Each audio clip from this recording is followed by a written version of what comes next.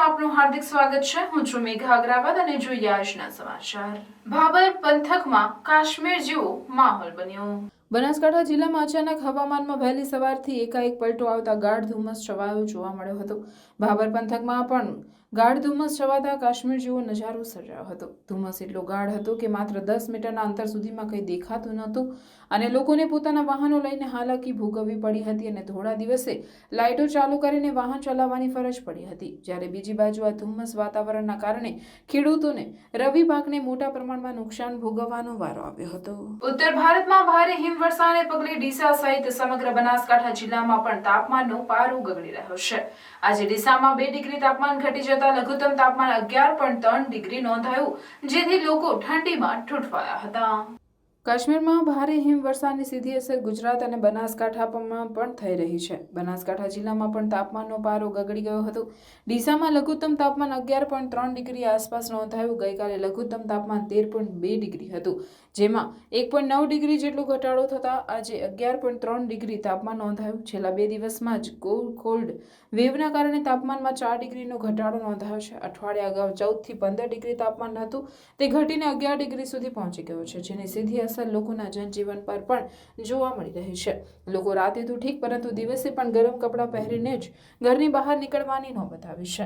રાત્રે પણ લોકો ઠંડીથી બચવા માટે તાપણાનો સહારો લઈ રહ્યા છે અને દિવસ દરમિયાન પણ લોકો ગરમ કપડાં પહેરીને જ ઘરની બહાર નીકળી રહ્યા છે। જો કે આગામી સમયમાં હજુ પણ કોલ્ડ વેવની સ્થિતિ રહેશે તેવી આગાહી હવામાન વિભાગે કરી છે, જેથી લોકોએ હજુ પણ વધારે ઠંડીનો સામનો કરવો પડે તેવી પરિસ્થિતિ બની શકે છે। જિલ્લા પુરવઠા વિભાગ દ્વારા અમીરગઢ તાલુકામાંથી કુલ 94,611 નો ગેરકાયદેસર જથ્થો સીઝ કરાયો। બનાસકાંઠા જિલ્લા કલેક્ટર વરુણકુમાર બનરવાલની સૂચના મુજબ તથા જિલ્લા પુરવઠા અધિકારીના માર્ગદર્શન હેઠળ મુખ્ય પુરવઠા નિરીક્ષક અને મામલતદાર અમીરગઢની ટીમ દ્વારા ખાનગી બાતમીના આધારે તારીખ 2/1/2024ના રોજ બનાસકાંઠા જિલ્લાના અમીરગઢ તાલુકાના વિરમપુર ગામે ચાચર ચોક વિસ્તારમાં પ્રવીણકુમાર રામદીન અગ્રવાલના ગોડાઉન તથા કરિયાણાની દુકાનમાં ઘઉં, ચોખા, ખાંડનો જથ્થો સીઝ કરવામાં આવ્યો હતો। જે જથ્થો પ્રાથમિક રીતે જાહેર વિતરણ વ્યવસ્થાનો ગરીબોને ફળવાયેલ હોવાનો માલુમ પડતા ઘઉં 1 કટ્ટા 38.750 કિગ્રા, જેની કિંમત 1316.25, ચોખા 69 કટ્ટા 3354.98 કિગ્રા, જેની કિંમત 90,919.95, ખાંડ 1 કટ્ટા 50 ગ્રામ, જેની કિંમત 2375નો જથ્થો સીઝ કરવામાં આવેલ છે। આમ તારીખ 2/1/2024ના રોજ અમીરગઢ તાલુકામાં આવેલ દુકાનોની આકસ્મિક તપાસણી કરતા કુલ 94,611 નો ગેરકાયદેસરનો જથ્થો સીઝ કરવામાં આવેલ છે, એવું જિલ્લા પુરવઠા અધિકારીએ જણાવ્યું છે। ધાનેરા નગરની દેવભૂમિની ધન્ય ધરા પર સનાતનીઓના આરાધ્ય શ્રી મર્યાદા પુરુષોત્તમ શ્રી રામચંદ્ર ભગવાન પરિવાર તથા પુણ્ય પુરુષોત્તમ શ્રી કૃષ્ણ ભગવાન સાથે રાધા રાણીનો ભવ્ય દિવ્ય પ્રાણ પ્રતિષ્ઠા દિવ્ય મહોત્સવ તારીખ 16, 17, 18 મંગળવાર, બુધવાર અને ગુરુવાર જાન્યુઆરી 2024ના શુભ દિવસોમાં રાખેલ છે। આ શુભ પ્રસંગ અનુસંધાને શિવકૃપા પ્રગતિ મંડળ આયોજિત વિશાળ ભજન સંતવાણી ડાયરો રાખવામાં આવ્યો હતો, જેમાં ભજન ગાયક ભાવેશ જોશી ભૂદેવ, લોક સાહિત્યકાર શ્રવણસિંહ સોલંકી, સૌરાષ્ટ્ર અને મંચ સંચાલન અરવિંદ સુથાર, રાજસ્થાન હાજર રહી ધૂમ મચાવેલ હતી। આ પ્રસંગે રામ, સીતા, લક્ષ્મણ, હનુમાન, રાધાકૃષ્ણએ તમામ ઝાંખીઓ પણ જોઈ લોકોએ આનંદ વ્યક્ત કર્યો હતો। આ પ્રસંગે 18 જેટલા ચડાવા બોલાવ્યા હતા અને ભક્તજનોએ ચડાવા લઈ ધન્ય બન્યા હતા। આવનાર દિવસોમાં શોભાયાત્રા તેમજ અન્ય કાર્યક્રમો પણ થવાના હોય આવનાર 16, 17 અને 18 જાન્યુઆરી 2024ના રોજ લોકો પ્રાણ પ્રતિષ્ઠામાં લાભ લેવા જરૂર પધારવા આહ્વાન કર્યું હતું। આજે ડાયરામાં મોટી સંખ્યામાં ભાઈ બહેનો અને બાળકો ઠંડી હોવા છતાં મોડે સુધી ડાયરામાં નિહાળવા અને ભજન સંભાળવાનો લાહવો લીધો હતો અને ભજન સત્સંગમાં ભક્તો અને બાળકો નાચી ઝૂમી આનંદ વ્યક્ત કર્યો હતો। રાજકોટ જિલ્લાના ઉપલેટાના ગાંધી માર્કેટિંગ યાર્ડમાં કપાસની પુષ્કળ આવક થઈ। ટ્રક હડતાળ પૂર્ણ થતાની સાથે જ કપાસની પુષ્કળ આવક નોંધાઈ। વહેલી સવારથી કપાસ ભરાયેલ વાહનોની યાર્ડમાં લાંબી લાઈન લાગી। પુષ્કળ આવકને પગલે યાર્ડ કપાસથી ઉભરાયું। યાર્ડમાં કપાસની આવક ગત વર્ષની સરખામણીએ વધુ નોંધાઈ। ઉપલેટા માર્કેટિંગ યાર્ડમાં હાલ રોજના 70 થી 80 ઊભા પાક ભરાઈ રહ્યા છે, જેમાં હાલ યાર્ડમાંથી વેપારી સીધા ખરીદી કરતા હોવાથી કપાસના 1350 થી લઈને 1400 સુધી ભાવ મળી રહે છે। મારું નામ રાજ ગોડાસરા, ઉપલેટા માર્કેટિંગ યાર્ડના સેક્રેટરી છું। હાલ વાત કરીએ તો ઉપલેટા માર્કેટિંગ યાર્ડમાં અત્યારે કપાસના દરરોજના 70 થી 80 કપાસના ઊભા પાલ આવે છે. એ જ રીતે વાત કરીએ તો શેડની પણ સારી એવી આવક છે. ઉપલેટા માર્કેટિંગ યાર્ડમાં કપાસના દરરોજના 1350 થી 1400 રૂપિયા સુધી કપાસ વેચાય છે અને કપાસની ક્વોલિટી પણ સારી આવે છે, જેથી કરીને ઉપલેટા માર્કેટિંગ યાર્ડમાં કપાસની આવક સારી છે. કપાસના ઊભા પાલમાં હરાજી થાય છે અને કપાસના ઊભા પાલમાં વેબ્રિજ વજન થઈ અને સીધો જ વેપારીના ઢગલે સવાઈ જતો હોવાથી ખેડૂતોને પણ સારી એવી સુવિધા મળે છે, જેથી ઉપલેટા માર્કેટિંગ યાર્ડમાં કપાસની બમ્પર પ્રમાણમાં આવક થયેલ છે. ઉપલેટામાં દિવ્ય જ્યોત દિવ્યાંગ બાળકોની મુલાકાતે બોલબાલા ચેરિટેબલ ટ્રસ્ટ રાજકોટના 500 થી વધુ વડીલોએ વિઝિટ કરી. રાજકોટ જિલ્લાના ઉપલેટામાં ઉડાન એજ્યુકેશન ચેરિટેબલ ટ્રસ્ટ દિવ્યાંગ બાળકોની સંસ્થાની મુલાકાતે રાજકોટની બોલબાલા ચેરિટેબલ ટ્રસ્ટ દ્વારા વિઝિટ કરવામાં આવી, જેમાં રાજકોટથી આમંત્રણને માન આપી પધારેલ મહેમાનોમાં 500 થી વધારે લોકો આવીને દિવ્યાંગ બાળકો સાથે મુલાકાત કરી અને ધન્યતા અનુભવી હતી. ત્યારે દિવ્યાંગ બાળકો સાથે બોલબાલ ટ્રસ્ટની ટીમ સાથે આવેલ લોકો દ્વારા રમતો રમવામાં આવી, સાથે ડાન્સ પણ કરવામાં આવેલ હતા અને દિવ્યાંગ બાળકોને લાગણી અને હૂંફ આપી પ્રોત્સાહન આપ્યું હતું. રાજકોટથી આવેલ બોલબાલ ચેરિટેબલ ટ્રસ્ટ દ્વારા કરાયેલ વિઝિટ દરમિયાન દિવ્યાંગ શાળામાં ઘણા બધા લોકોએ વ્યસન મુક્તિનો સંકલ્પ કર્યો. સાથે સાથે બોલબાલા ટ્રસ્ટના ટ્રસ્ટીઓ દ્વારા રાજકોટમાં આવવા આમંત્રિત કરી તમામ બનતી સેવાઓ પૂરી પાડવા લોકોને આહ્વાન કર્યું હતું. મયુર ગોવિંદભાઈ સુવા, ઉડાન એજ્યુકેશનના ટ્રસ્ટી, અને આજે જે અમે આ દિવ્યાંગ જ્યોત દિવ્ય સંસ્થામાં જે સંસ્થા ચલાવી રહ્યા છે તેમાં અમને બોલબાલા એજ્યુકેશન બોલબાલા ટ્રસ્ટ વતી જે આજે 500 લોકો આવી અને અમને જે સેવાનો મોકો આપ્યો છે અને અમે એને સારી રીતે નાસ્તો કરાવી અને સેવા કરી છે અને ઘણા લોકો અહીંયાથી પણ વ્યસન મુક્તિ કરી અને તિથિ અને જન્મદિવસની પણ અહીંયા ઉજવવા માટેની નેમ કરી ગયા છે. અને આ સંસ્થા ઘણા વર્ષોથી અમારા કિરણબેન પીઠિયા એના પ્રમુખ છે એ ચલાવી રહ્યા છે અને અમૃતભાઈ ભારતીએ અમને બિલ્ડિંગ બનાવી દીધું છે અને ભૂમિના દાતા પણ છે આપણે કડીવારભાઈ. એટલે બધાની સેવાથી અમે આ એજ્યુકેશન ટ્રસ્ટ ચલાવીએ છીએ અને એના બાળકો બહુ અત્યારે હાઈ ક્લાસ અને વ્યવસ્થિત રહી શકે છે અને આવી બધી સંસ્થાઓને અમે આમંત્રણ આપીએ છીએ કે અહીંયા આવતા રહીએ અને અમારે ટ્રસ્ટ આપણું એજ્યુકેશન ટ્રસ્ટની મુલાકાત લઈએ અને દિવ્યાંગ બાળકો સાથે હળીમળીને રહીએ અને દિવ્યાંગ બાળકોને પણ મજા આવે છે. અને ખુટીભાઈ અમને ભોજનાલય પણ બનાવી દીધું છે અને ભોલેશ્વર દાદાનું મંદિર પણ અહીંયા છે અને સરસ રળિયામણું વાતાવરણ છે, જેથી બધા લોકોને અહીંયા મજા આવે એવું છે. હું કિરણબેન પીઠિયા, દિવ્ય જ્યોત દિવ્યાંગ સેવા સંસ્થાના પ્રમુખ. આજરોજ અમારી સંસ્થામાં બોલબાલા ટ્રસ્ટ રાજકોટથી આપણી સંસ્થામાં વિઝિટ કરેલી છે અને અમૃતભાઈ ભારતીયાએ એ બોલબાલા ટ્રસ્ટને મળીને એમ થયું કે તમે એક વખત આ દિવ્યાંગ બાળકોની સંસ્થામાં વિઝિટ કરો અને આવા બાળકોને તમે એક શુભેચ્છા આપો અને લાગણી હૂંફ પ્રેમ આપો.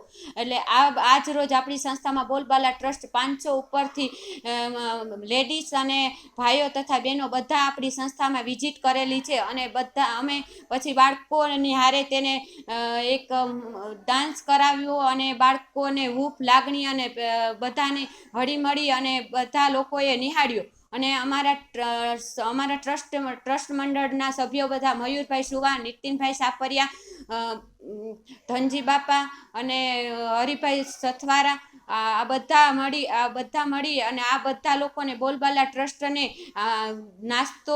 નાસ્તો કરાવેલો છે અને બધા લોકોને મળીને આપણે એમ કીધું, બધાને કીધું કે તમે આવા બાળકોને, દિવ્યાંગ બાળકોને આવી રીતે જો લાગણી હૂંફ પ્રેમ આપશો તો આવા બાળકોને કંઈક ને કંઈક આ જે બાળકો છે તો સારી રીતે ઉછેર એનો થઈ શકે છે. નમસ્કાર. આજે ઉપલેટાના આંગણે એક અનોખો અવસર આવ્યો છે.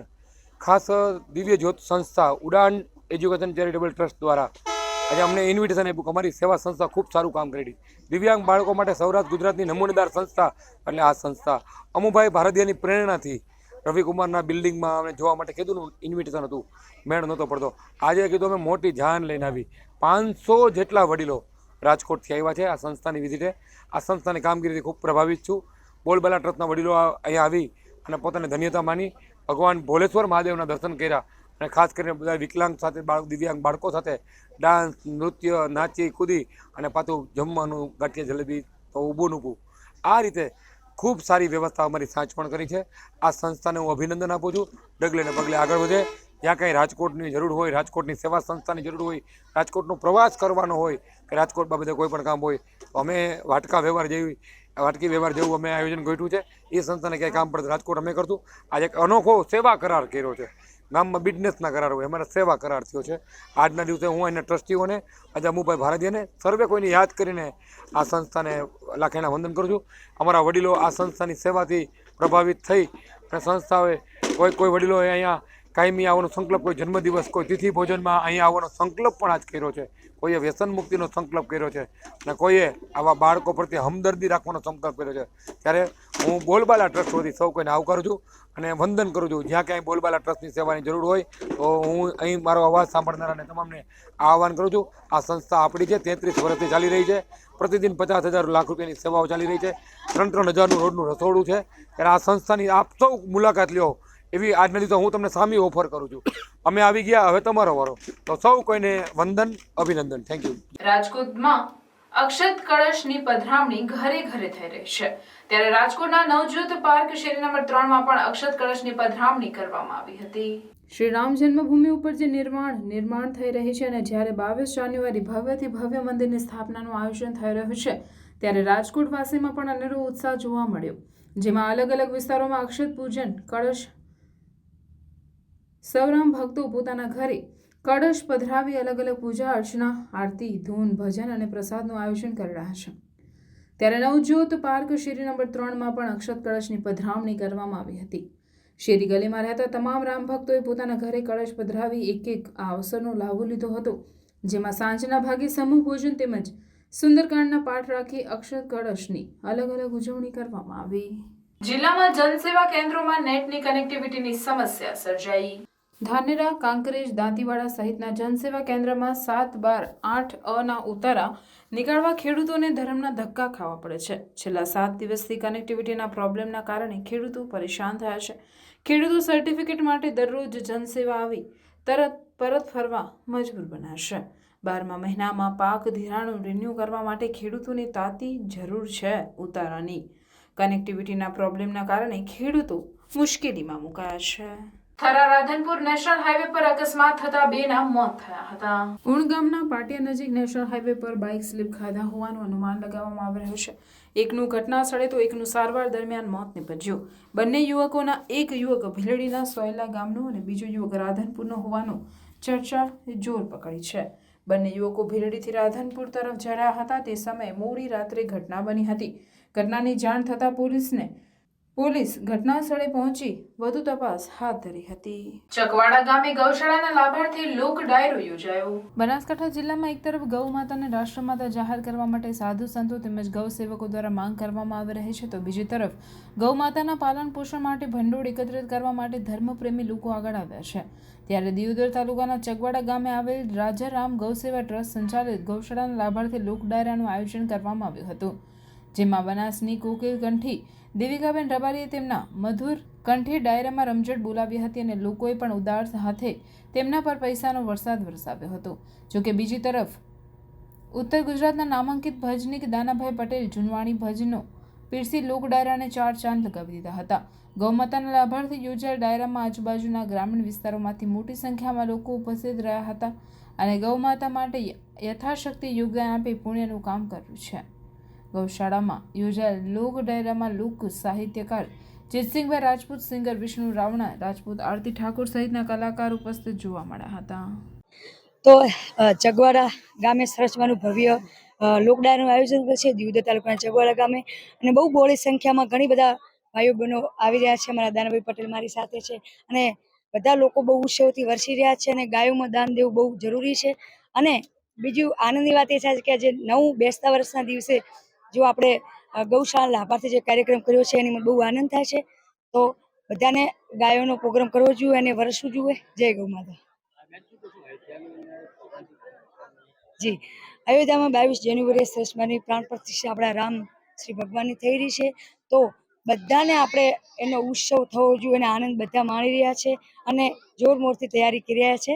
તો આપણે બધાને અયોધ્યા ન પહોંચી શકીએ પણ એક સંદેશ આપ્યો છે મોદી સાહેબે કે આપણે 22 જાન્યુઆરી આપણે ઘરે દીપ પ્રગટાવીએ અને રામ ભગવાનની પ્રતિષ્ઠાની ફૂલ તૈયારી કરીએ. અહીંયા દિયોદર તાલુકાના ચગવાડા ગામે શ્રી રાજારામ ગૌશાળા અહીંયા બધા મિત્રો મળીને ગૌશાળા ચલાવે છે અને એ ગૌશાળાના લાભાર્થે એક સુંદર મજાનો સંતવાણી કાર્યક્રમ રાખ્યો છે અને એમાં બહોળી સંખ્યામાં લોકો આવી અને ખરેખર ખૂબ દાન આપે છે અને યુવાન મિત્રોએ ખૂબ મહેનત કરી અને આ ગૌ સેવાનું એક ભગીરથ કાર્ય કર્યું છે અને ખરેખર હું તો વર્ષોથી ગૌશાળા સાથે હું બેહણા ગૌશાળા સાથે સંકળાયેલો છું અને જે કોઈ ખરેખર ગૌશાળા માટે જે કોઈ આવે અને મને એમ કહે કે ગૌશાળા માટે કાર્યક્રમ કરવો છે તો ખરેખર હું નિઃશુલ્ક બિના ખર્ચે કોઈ પૈસા લીધા વગર હું કોઈ પણ ગૌશાળા વાળો આવે તો ખરેખર એની ફ્રીમાં આપણે કાર્યક્રમ અહીંયા કરી આપો છે એટલે આવું ગૌ સેવાનું ભગીરથ કાર્ય કરે ખરેખર એની વંદન છે એની પ્રણામ છે અને બિરદાવા લાયક છે. દાદા તાલુકાના નવા વાસ ગામના વ્યક્તિનો મૃતદેહ મામલતદાર કચેરી લાવવાનો મામલો. મામલતદારે અલગ સર્વે ફાળવી અને મૃતદેહનો નિકાલ કરવાની ખાતરી આપી. મામલતદારે વાલ્મીકી સમાજના લોકોને સ્મશાન બનાવી આપવાની બાંહેધરી આપી હતી. દાતા મામલતદારે લેખિત બાંહેધરી આપતા મામલો થાળે પડ્યો હતો. નવા વાસ ગામે વાલ્મીકી સમાજને ખાસ કરીને સ્મશાન બાબતે જગ્યા બાબતે થોડો પ્રશ્ન હતો અને તે સંદર્ભે તે અત્રે રજૂઆત કરવા આવેલા વાલ્મીકી સમાજના તો અત્રેથી સ્મશાન નિયમ માટે અને એમને કાયમી નિકાલ સુખદ નિકાલ થાય તે માટે એમને સમજૂત કરવામાં આવ્યા અને ટૂંક જ સમયમાં તેનો કાયમી નિકાલ થાય તે વહીવટીતંત્ર દ્વારા પ્રયત્ન કરવામાં આવશે અને એનું આજે સુખદ સમાધાન થયું. સર લેખિતમાં શું આપવામાં આવ્યું છે? લેખિતમાં તો તેનો અત્રેથી નિકાલ કરવામાં આવશે, કચેરીથી સુખદ નિકાલ કરવામાં આવશે, તેની બાંધરી આપવામાં આવશે. મારું નામ સરદારભાઈ પુરબિયા, ગુજરાત વાલ્મીકી યુવા સંગઠન યુવા અધ્યક્ષ. આજ રોજ દાંતા તાલુકાના નવાવાસ ગામમાંથી ફોન આવ્યો કે સરદારભાઈ સવારના વાલ્મીકી સમાજના આપણા ભાઈની ડેડ બોડી અહીંયા એક્સપાયર થઈ ગયા હતા કુદરતી અકસ્માતમાં, બરાબર. તો ગામની અંદર વાલ્મીકી સમાજના સ્મશાન માટે અમે તલાટીને સરપંચને રજૂઆત કરી, અવારનવાર પણ રજૂઆત કરતા હતા, પણ આખરે આજ રોજ એમને ડેડ બોડી અહીંયા લાવવાની ફરજ પડી. કેમ? એટલે ત્યાં વાલ્મીકી સમાજના ભાઈઓના સ્મશાન નિયમ બાબતનો મોટો પ્રશ્ન છે. એટલે સરકારને અને પ્રશાસનને ગ્રામ પંચાયતને રજૂઆત વારંવાર કરવા છતાં હજી સુધી નિયમ કરવામાં આવેલ નથી. મારો સગો ભત્રીજો ઓફ થઈ ગયો છે, પણ આજકાલ કરતાં અમને પંચાયત ઓફિસના અંદર અમે બધી જગ્યાએ રખડી અને પંચાયત ઓફિસ રખડતા અમે દોતા આવ્યા છીએ. અમારું કોઈ માણસ મળી ગયું છે તો કૂતરો મળી ગયું છે, તમારા તાજગાલી મામલા સાહેબના પાહણ અમારા તાજગાલી ન્યાય જોઈએ. આ ન્યાય નહીં મળે ત્યાં તો અમે બોડી નહીં ઉતારીએ, લઈ જાય, અને આ ન્યાય નહીં મળે ત્યાં તો અમે ભૂખ આત્મા ઉપર ઉતારવાના છીએ. દારી ભૂખ હતા અમારા તાજગાલી અમારા ભંકી સમાજનો જો દુનિયામાં સમસણ બધા છે. વાઘીનું સમસણ, બધાનું સમસણ, તમારું સમસણ કયો ગયો? અમારા સમસણની અંદર પહેલાં મેં ખેતરમાં ભંડારતા હતા, તે ખેતરવાળા માલિક અમારે ના પાડ્યું. પછી છેલ્લી જતા અમે જંગલ ખાતામાં જમીન ગયા, તો જંગલ ખાતાવાળાએ ના પાડી દીધું. તો અમારા બોડી લઈને ક્યાં જાય? ગરીબ માણસ, કાલે ગરીબ માણસ અમે મરી જાય તો અમારું સરકાર કોઈ પણ વાપરતું નથી. અને અમારી વિનંતી સરકારની અમે કહે છે તાત્કાલિક અમારું સમસણ થવું છે. તો આ બોડી અહીંયા આ દોતા તાલુકાની અંદર મેં અહીંયા સળગાવવાનું છું. મામલતદાર કશું સવાભાઈ લખાભાઈ રાઠોડ. વજાપુર પાસે સાંઠડી આડી આવી જતા બાઇક કેનાલમાં ખાબક્યું. એકનું મોત નીપજ્યું તો એક ઘાયલ થવા પામ્યો હતો. ભાભર તાલુકાના હરકુડિયા ગામે રહેતા નરસિંહભાઈ હાજીભાઈ ઠાકોર અને વિપુલભાઈ ભાવાભાઈ ઠાકોર પોતાનું બાઇક લઈને ગઈકાલે વજાપુર પોતાના સાસરે ખેતી કામ કરવા માટે ગયા હતા અને સાંજના સુમારે ખેતી કામ પતાવીને ઘર તરફ હરકુડિયા આવી રહ્યા હતા. તે દરમિયાન વજાપુર બ્રાન્ચની માઇનોર કેનાલ પાસે સાંઢડી બાઇક સાથે ધડાકાભેર અથડાતા બંને યુવકો કેનાલમાં ખાબકતા, જેમાં નરસિંહભાઈ હાજીભાઈ ઠાકોર ઉંમર વર્ષ આશરે 30નું કેનાલમાં ડૂબી જતા કમકમાટી ભર્યું મોત નીપજ્યું હતું. જ્યારે વિપુલભાઈ ભાવાભાઈ ઠાકોર ઉંમર વર્ષ આશરે 25ને પગના ભાગે ફ્રેક્ચર થયું હતું અને બીજી બાજુ મૃતક નરસિંહભાઈ હાજીભાઈ ઠાકોરને ભારે જહેમત બાદ સવારે લાશ બહાર કાઢીને ભાભરના સામૂહિક આરોગ્ય કેન્દ્રમાં પોસ્ટમોર્ટમ માટે લાવવામાં આવી હતી અને પીએમ બાદ લાશને વાલી વારસાને સોંપવામાં આવી હતી. અત્રે ઉલ્લેખનીય છે કે મૃતક નરસિંહભાઈ હાજીભાઈ ઠાકોર પરિણીત હોવાથી 3 સંતાનોએ નાની ઉંમરે પિતાની છત્ર છાયા ગુમાવી હતી.